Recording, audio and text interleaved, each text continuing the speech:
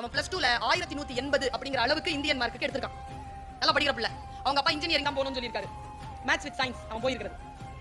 அவன் சொன்னா நான் வெட்டனரி டாக்டர் தான் போவேன். அவங்க அப்பாவை வீழ்த்தின இடம் சொல்றேன். அவங்க அப்பா அந்த பையன் வீழ்த்தின இடம். இப்ப வெட்டனரி தான் படிக்கிறான். அவன் என்ன பதில்ல ஜெயிச்சான்னு நான் பார்த்து ஆடி போனேங்க.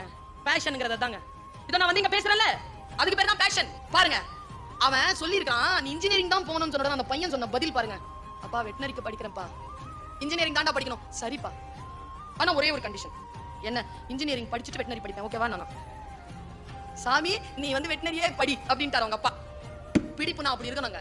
எது வந்தாலும் என்னுடைய அந்த துறையை எதில் என் ஆன்மா இருக்கிறதோ அதை நான் விட்டுவிட மாட்டேன் என்று சொல்லுகின்ற துணிச்சல் உங்களில் யாருக்கு இருக்கிறதோ? நான் உங்களுக்காக மட்டும் பேசவில்லை. இதோ நான் பார்க்க முடியாத சூழலிலே எங்கோ உட்கார்ந்து கொண்டு இந்த பேச்சை கேட்டுக்கொண்டிருக்கக்கூடிய பள்ளிக்கூட குழந்தைகளே, உங்களுக்கு சொல்லுகிறேன், நீங்கள் எதில் ஆழமான ஆர்வமாக இருக்கிறதோ அந்த துறையை கையகப்படுத்திக் கொள்ளுங்கள்.